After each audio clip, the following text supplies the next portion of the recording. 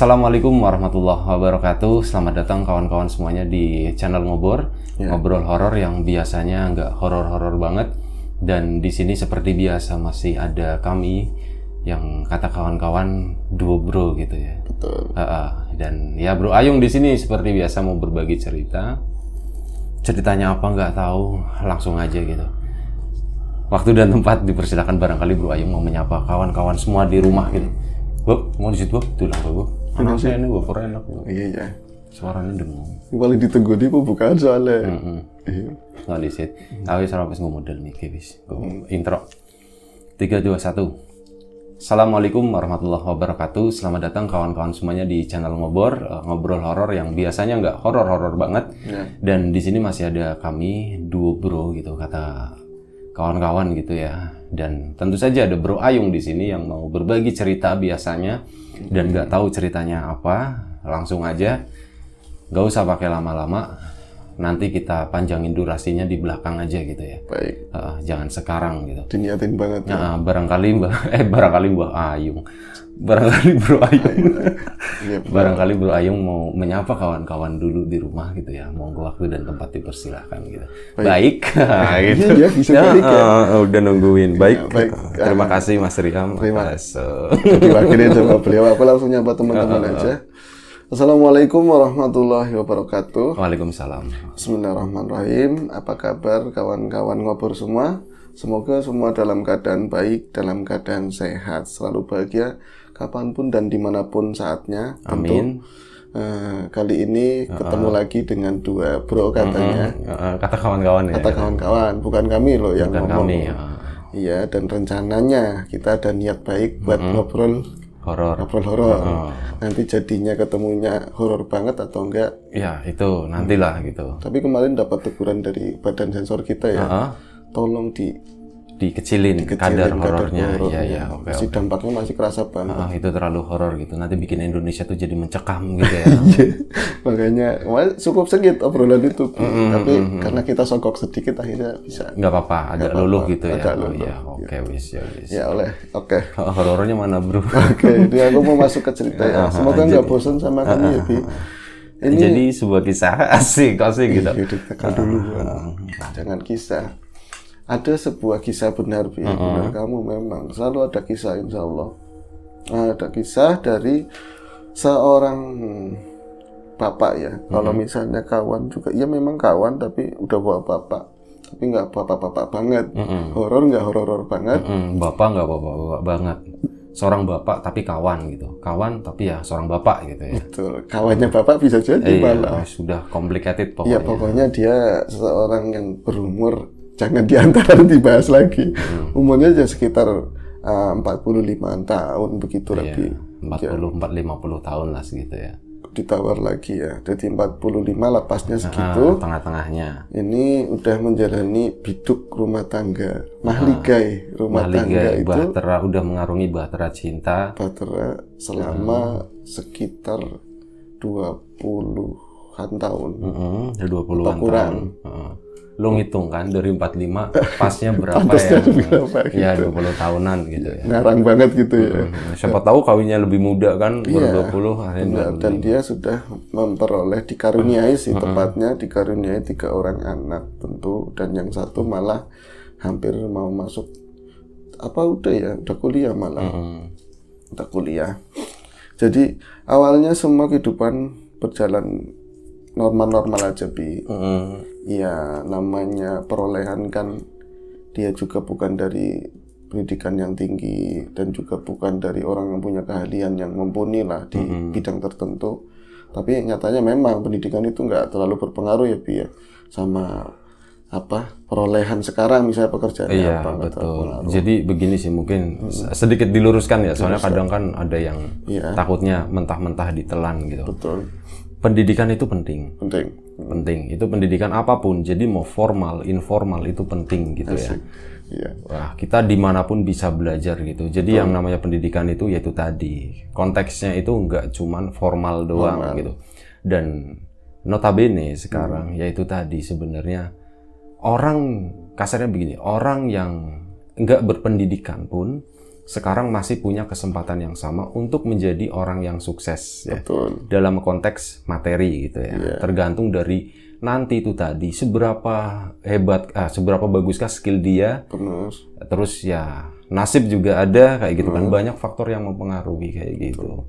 Jadi begitu. Pendidikan penting, cuman itu bukan yang terpenting gitu. Iya, dan tetap penting pendidikan. Tadi konteks yang diceritain adalah pendidikan formal ya.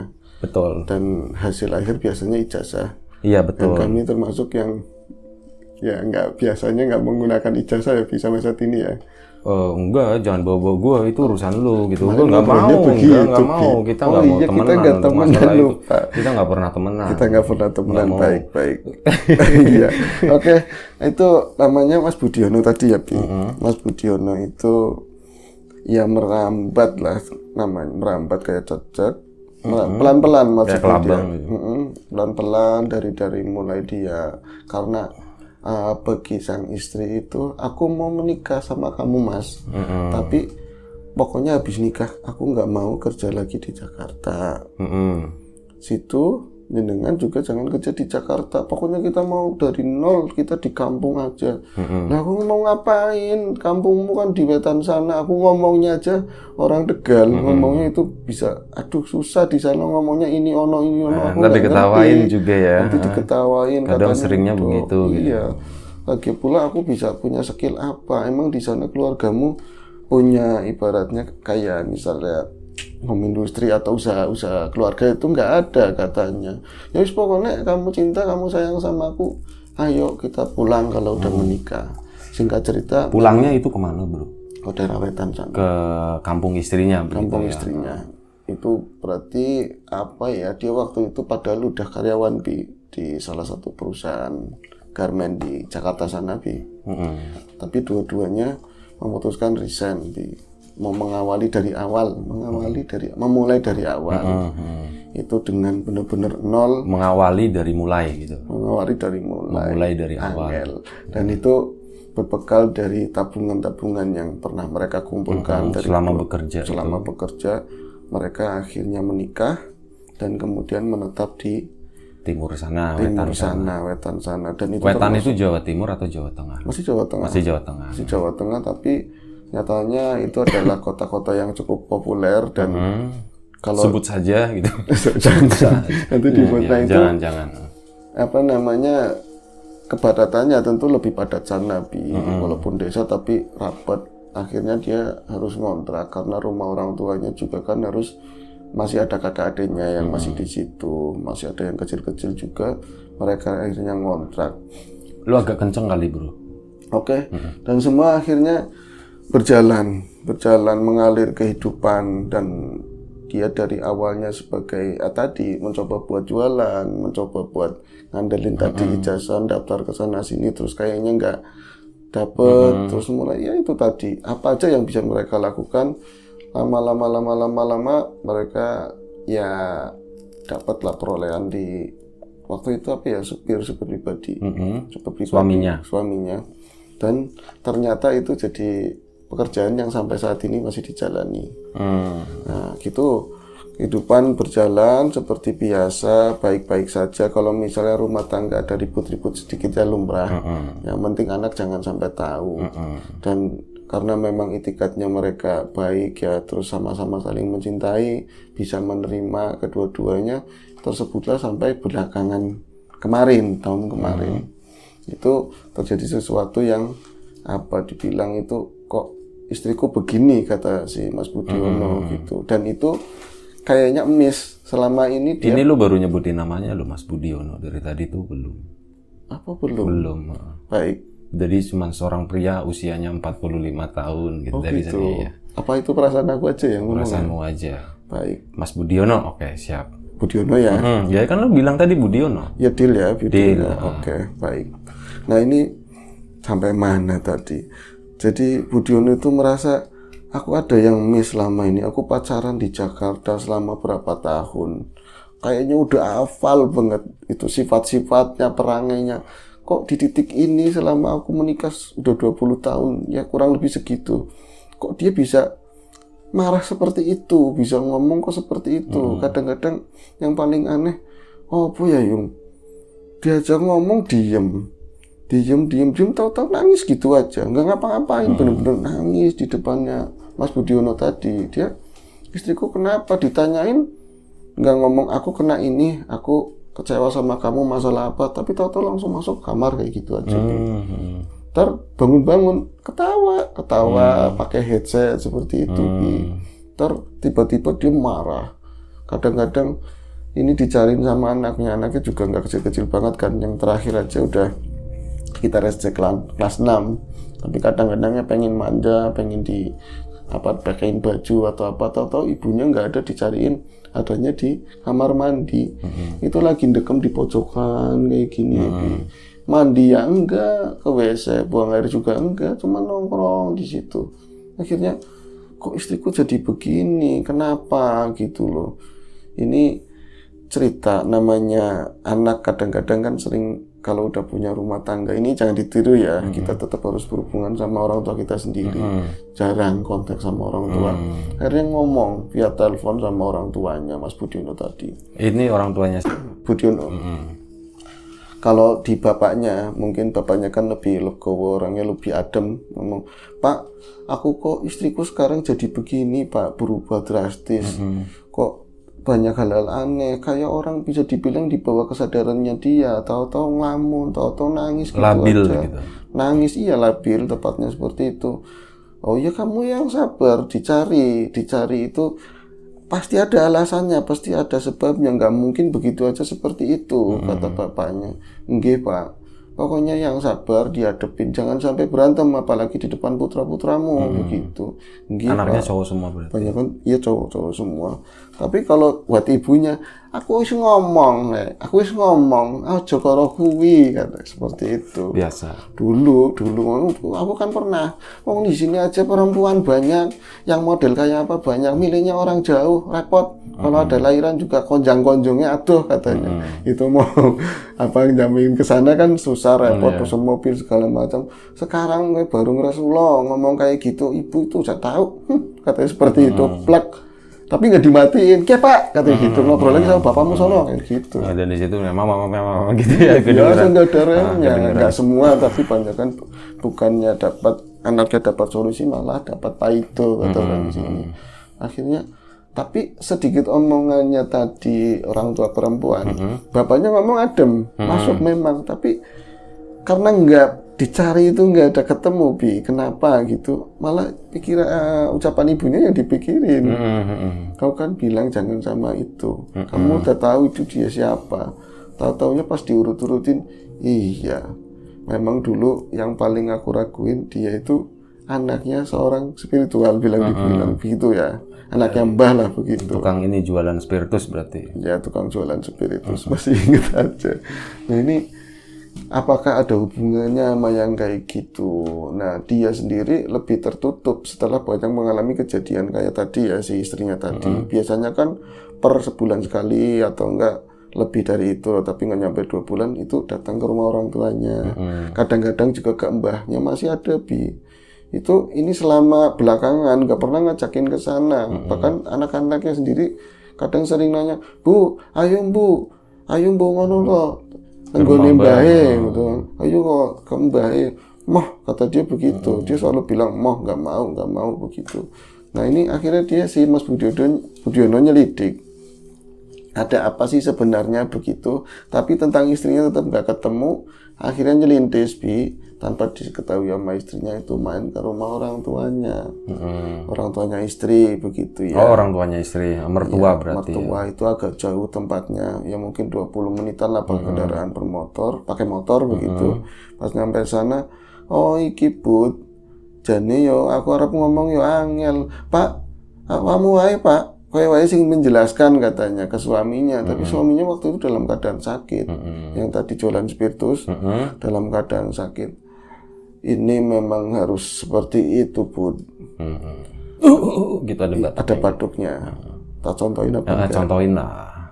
Tapi agak berat ya, emang itu harus seperti itu, Bud. Itu kan dapat kan. Gitu ya. Iya. Lebih ini ya, boleh. Kayak sandiwara radio. Ya langsung dipegang sama ibu. Bapak, kayak gitu. Pas masuk Mas Budiono ke sana, bapaknya lagi di kamar gitu. Lagi di kamar. Itu ada bunyi kreket gitu pintu-pintu enggak? Tambahin kayak kemarin itu lagi. kurang oli namanya. Betul, itu kurang oli. Dan semua itu sudah direncanakan. Ini yang begini skip aja ya. Iya betul, itu susah. Aku niruin omong jangan yang sakit aja ya ngomongnya. Biasa aja lah. Biasa aja. Ini susah untuk dijelaskan, Bud. Tapi ini memang harus terjadi. Harus terjadi piye, Pak? Maksudnya wis sudah bisa ngomong wetannya. Piye, Pak? Aku mboten mudeng, aku nggak ngerti. Maksudnya seperti apa? Kamu nanti habis ini main ke rumah Mbah katanya. Main ke rumah Mbah dan niatnya Mbah juga mau dibawa ke sini, tapi karena aku sakit Mbak Putri mau dibawa ke sini, tapi karena aku sakit, ya itu malah jadi nanti ibu mertuamu nanti repot segala-galanya katanya seperti itu. Ini kok dapat jawaban yang nggak ini ngegantung. Akhirnya dari situ dia nggak mau lama-lama sedikit memberikan sesuatu buat berobat lah ceritanya seperti itu. Akhirnya jalan karena rumahnya nggak terlalu jauh, cuma kalangan kali. Oh, ke rumah mbahnya. Ke rumah mbahnya. Di sana ada seseorang yang nungguin, tapi masih saudaranya mertua. Itu pas nyampe sana betapa kagetnya Mas Budiono. Di pikirannya dia, orang tua itu memang sering sakit. Umurnya sepuh banget, mau 100 tahun, bahkan lebih mungkin. Itu udah bungkuk. Tadinya saat dia sehat ya, bungkuk tapi awas. Suaranya udah kayak dayem-dayem nggak kena gitu ya, tapi dia masih awas, apalagi sama rupiah. Tuh, matanya gitu, gesek aja tahu gitu, sensor jarinya tuh. Sensornya di 100.000, 50.000 itu paham. Dan ini umum terjadi biasanya. Nah itu kesana kirain kok suruh ke rumah Mbah, apakah aku punya kesalahan, terus hubungannya sama istri apa? Pas kesana, apa mungkin mbahku sakit, mbahnya istri sakit. Sampai sana tahu-tahu baru aja dia nyetandarin motor, jalan ya sekitar 5 meter, ada taman kecil, di sana juga padat pemukimannya, pinggir kali, itu langsung Mas alhamdulillah jenengan mriki kata kayak gitu. Itu saudaranya, iya, masih kerabatnya itu perempuan. Kerabatnya. Lu ada apa, Wak? Dia panggil ketemunya, Wak. Ada apa, Wak? Ayo masuk. Itu loh Mbak Putri kayak gitu. Nah, itu langsung Mas Budiono lebih keder lagi. Ada apa lagi gitu kan? Mas masuk ke ruang depan, ke ruang tamu, nggak ada apa-apa, Bi. Tapi ini rumah kok makin sumpah, makin baunya bau apa tuh emas, bau lembab begini ya. Mbak, Wak, ini nyalain terus jendelanya dibukain. Iya aku lali, aku sibuk banget ngurusin Mbak Putri. Di mana, Mbak? Ayo toh sini, ditarik masuk ke kamar, buka itu di kasur, Bi. Jadi katanya si tadi Wanya itu udah sakit agak parah gitu selama sebulan ini, Bi. Tapi Mas Budi kan terlewat karena istrinya nggak mau ke situ sih. Itu loh, kok ini kasurnya jadi di lantai begini katanya. Dipannya mana, Wak? Dipannya udah dipindahin sama mertuamu. Jadi siapa tahu nanti malah jatuh. Kalau ini kan langsung gelundung. Itu pada basah kayak ompol, Bi. Baunya nggak karuan banget. Loh, Mbak Putri di mana? Iku loh, nunjuknya di atas atau di atas lemari, Bi. Setua itu di atas lemari. Ya Allah, langsung Budiono begitu. Lagi iki piye itu gimana tuh? Aku nggak tahu. Itu di sana posisinya kayak apa ya? Nongkrong. Kayak gini, Bi, posisi tangannya katanya. Jadi kalau misalnya siluman bango, jurus bango. Jurus bango. Kalau misalnya normalnya dia dalam keadaan nggak sakit itu jangankan manjat lemari, apalagi selalu lemari itu paling ya semeter kurang lah. Tapi kok bisa di atas itu manjatnya, itu caranya gimana? Yang manjatin siapa?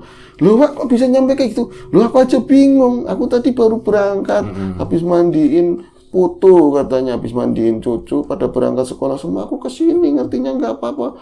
Ya sakit sih, tapi nggak nyampe kayak gitu. Kayak gitu doang, yang di atas. Jurus bango gitu masih ya? Ya masih kayak gini, tapi yang ngelayut begini, nggak bango-bango banget, Bi. Bango meriang lah. Oh, bango meriang. Ya, itu ngopo, digituin, Bi. Napuk pinggirannya lemari. Loh, Mbak Putri ngopo nang dhuwur? Cuman ditengokin begini.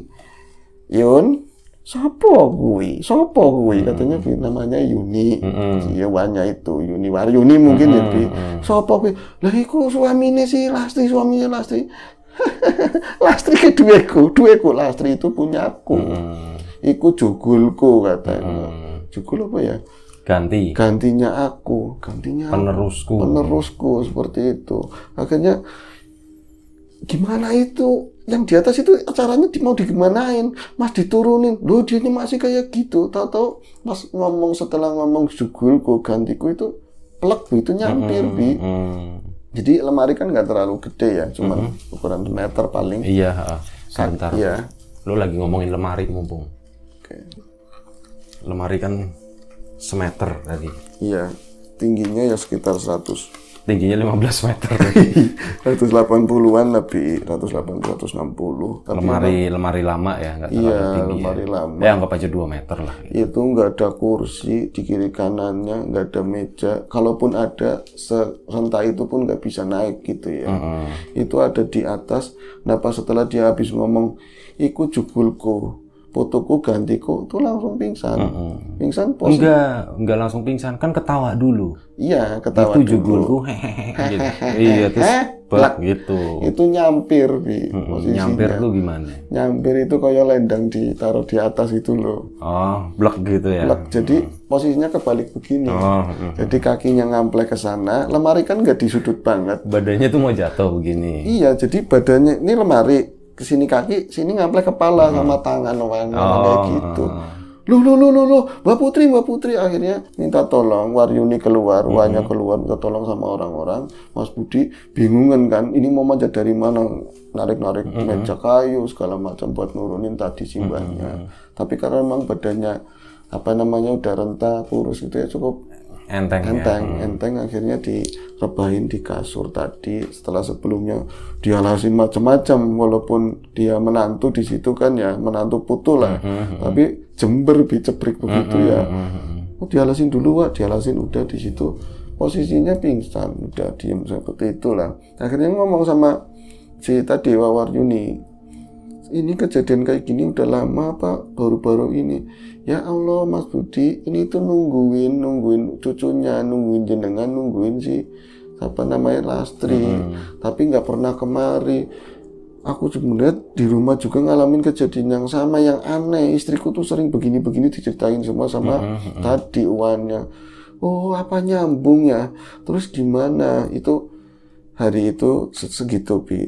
Besoknya penasaran lagi sama Mas Budi. Tapi udah bilang sama uannya kalau ada apa-apa ini nomor teleponku. Dia punya nomor teleponnya Budi dikasih kan. Itu belum pulang dari kerjaan Bi. Malah dia pakai mobil kantor langsung ke sana karena ditelepon sama uannya tadi. Itu cepetan ke sini Budi, cepetan ke sini, itu medeni banget, aku nggak ngerti mau ngapain. Itu nyariin si tadi mbahnya tadi, Mbak Putri ini nggak ada, Bi, hilang bisa dibilang begitu. Jadi di kamarnya nggak ada, di belakang nggak ada.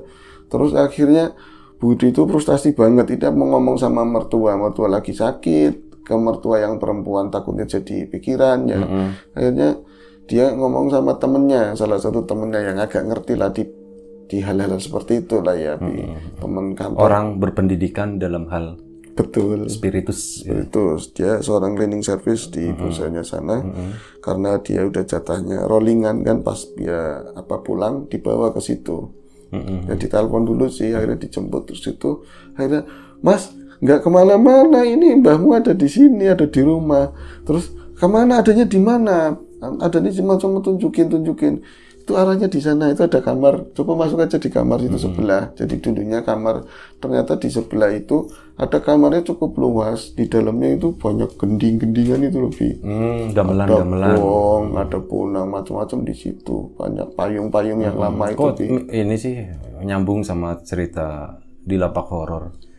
Ada namanya nanti Ruang Gamelan kalau nggak salah judulnya itu. Udah tayang. Ceritanya nggak nyambung, nggak sama gitu, tapi jadi inget aja, belum tayang. Belum tayang ya. Berapa hari lagi gitu.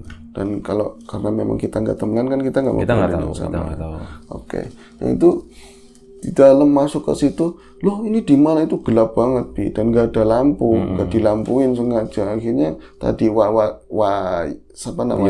Wayuni nyari center, terus udah dapat dicoroti semua situ di center begini.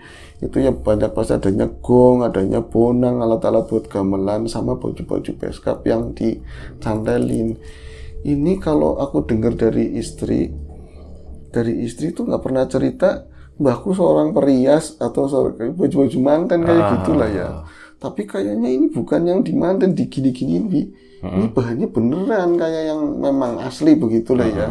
Belangkon-belangkonnya komplit seperti itu, Bi. Itu kamarnya panjang kayak 2 kamar dijadiin 1, malah mungkin 3 kamar begitulah.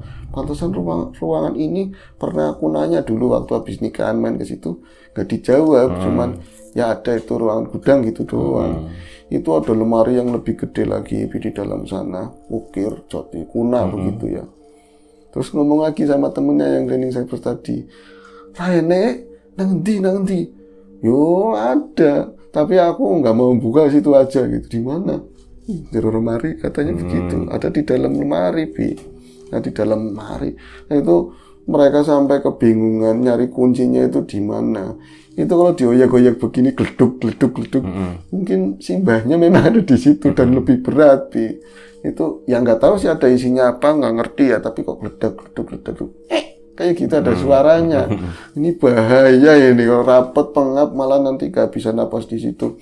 Akhirnya mau dicongkel juga lemari kuna, takutnya nanti ngerusak. Dia akal-akalin, tahu-taunya sih tadi temennya itu bisa mainan itu loh.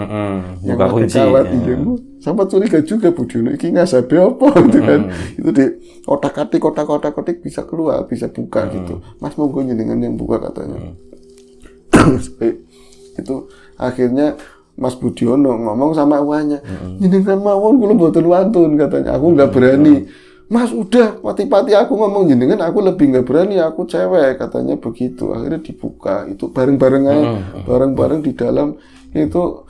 Ya Allah katanya di situ lemari itu gede banget dalamnya. Jadi nembus ini kan lemari gini ya, Bi. Lemari sisi lemarinya sampingnya begini ya. Itu tembok. Ternyata bukan tembok itu. Apa lemarinya nempel di tembok itu, tapi nembus sono lebih gede lagi, ya antara 2 meteran.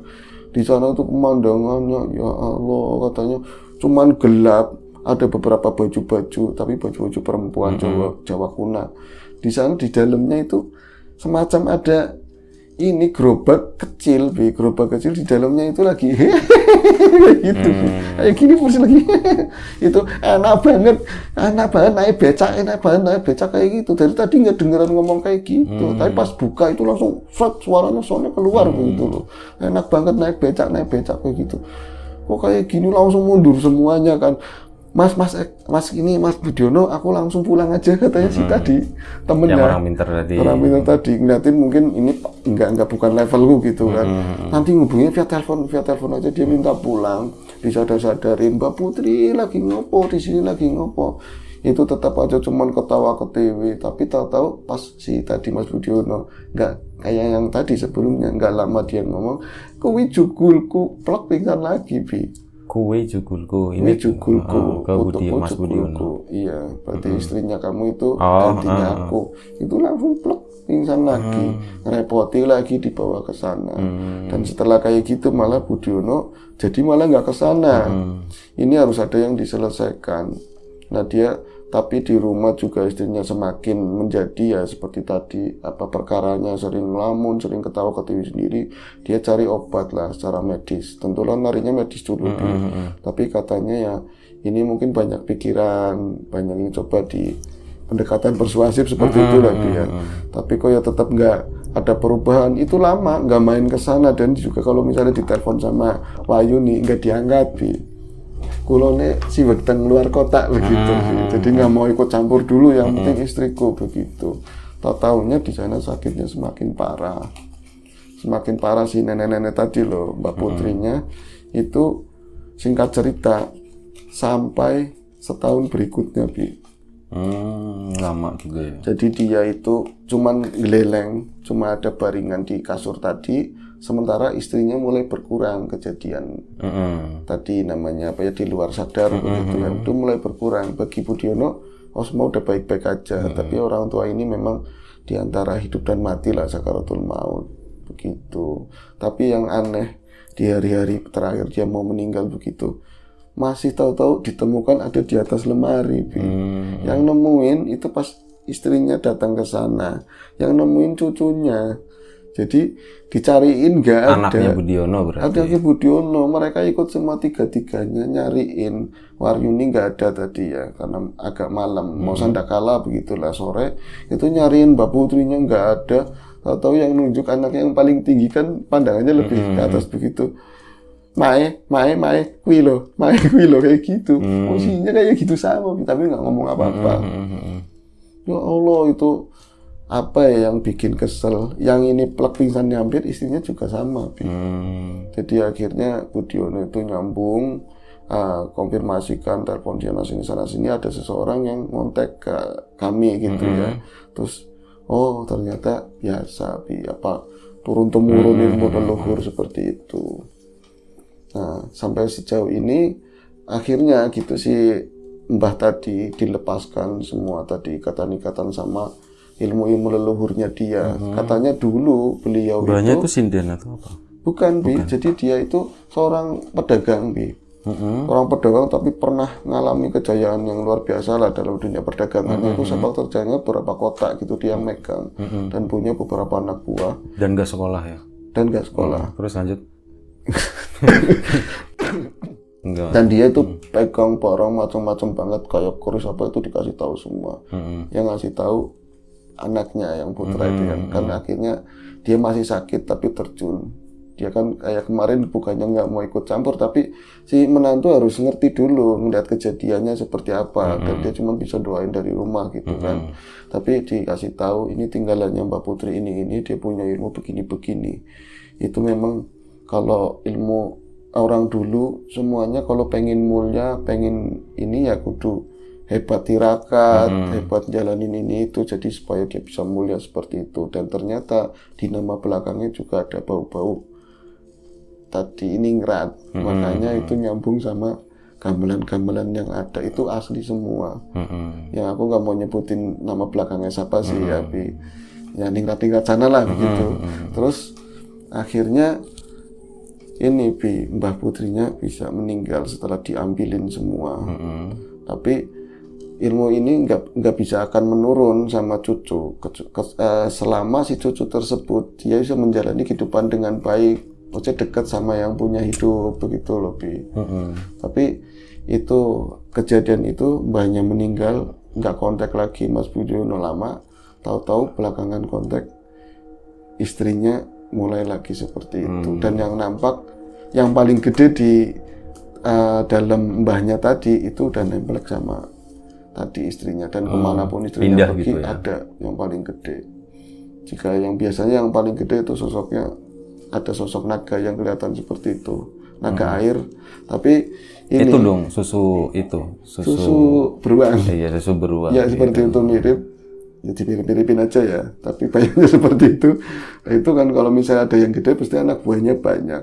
Itu sekarang dia jadi super temperamen. Kalau misalnya nggak cocok sama pandangannya dia, tapi baik. Tapi kalau misalnya ini gara gitu ya, nggak beres nih, misalnya suami kurang beres atau anak-anaknya nakal atau itu langsung emosinya seperti itu. Dan ya kita kembalikan lagi sama Mas Budiono sama istrinya buat bisa meredam itu gitu Bi. Kalau dicabut paksa ya bisa meriang atau sakit yang gimana gitu. Bisa sembuh nggak? Bisa, tentu bisa. Itu kan eksternal dari luar, bukan. Itu butuh berapa lama proses penyembuhannya? Penyembuhannya kalau intensif ya bisa tergantung ininya sih, empunya sih orangnya Mas. Siapa tadi? Istrinya tadi. Dia punya keniatan tulus. Aku kadang-kadang dia juga ini sih Bi, menginginkan buat bantu gitu loh, ada keinginan seperti aku punya ini gitu, pendamping seperti itu. Tapi kan dalam pandangannya si istri seolah-olah itu sosok yang teduh, sosok yang ya penipuan pandangan begitu.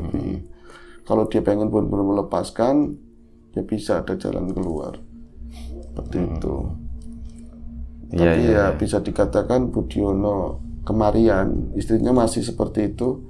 Jadi aku kayak apa-apa susah katanya. Jadi dikontrol terus. Ada hobi begini salah, ini salah seperti itu. Lo cari yang Garuda kalau kayak gitu. Oh yang Garuda. Naganya dicakar. Itu kalanya sama ini ya. Iya, ular itu. Ular kan predator paling tinggi ya. Betul. Enggak. Masih dimakan sama elang. Masih dikalahkan sama elang. Makanya itu. Iya. Elang dimakan sama apa, Bi? Mau belatung lah. Oh, belatung ya. Sama orang. Baik. Balik lagi, predator paling tinggi itu manusia. Benar. Ujung-ujungnya ya manusia juga ya. Iya. Naga kalahnya sama burung nanti kalahnya sama manusia. Iya. Dikandangin, obain kandang begini. Manusia kalahnya sama jin, tapi ya enggak, Mas, ini bercanda. Masa sih? Itu lu kali, Mas. Lu. Udah. Tadi, ya, tapi berarti sekarang masih proses itu masih ya? proses. Masih proses. Enggak sih, dia nggak kontak lagi. Oh, udah nggak kontak lagi. Berarti mungkin udah udah pasrah, udah nyaman dengan kehidupannya ya. Iya. Ya semoga yang terbaik lah buat Mas Budiono dan keluarganya. Iya. Buat kita semua ya, buat Bro Ayung dan kawan-kawan, buat kawan-kawan semua di rumah gitu. Semoga yang terbaik untuk kita. Terima kasih Bro Ayung udah berbagi ceritanya. Semoga kita dimudahkan dalam hal apapun, termasuk mudah dalam hal rezeki. Seperti itu tadi, siapapun sekarang yang lagi sakit, semoga segera diberi kesembuhan. Siapapun sekarang yang masih sehat, semoga tetap dijaga kesehatannya. Sampai jumpa di episode selanjutnya.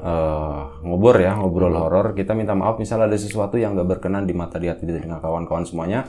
Misal ada perbedaan pendapat atau ada sesuatu yang memang mungkin nggak cocok atau nggak pas di kawan-kawan semua, ya ini bukan sesuatu yang untuk diperdebatkan gitu. Karena bagaimanapun juga orang mengalami kisah yang berbeda, akhirnya itu yang membentuk kepercayaan kita masing-masing kayak gitu ya. Sekali lagi terima kasih banyak, sekali lagi mohon maaf sebesar-besarnya. Sampai jumpa di episode udah tadi disebutin gitu ya. Jaga kesehatan kawan-kawan semuanya. Assalamualaikum warahmatullahi wabarakatuh.